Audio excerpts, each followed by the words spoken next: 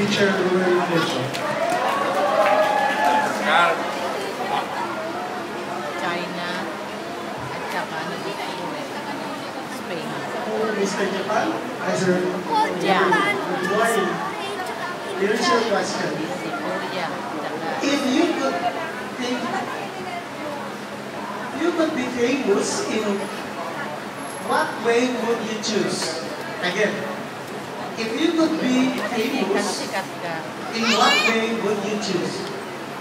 If I was famous, I'd rather be famous to what I've done to help my planet or my community, rather than be a celebrity and a singer.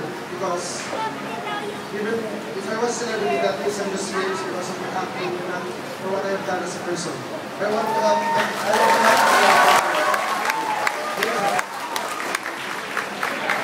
Thank you, Mr. China.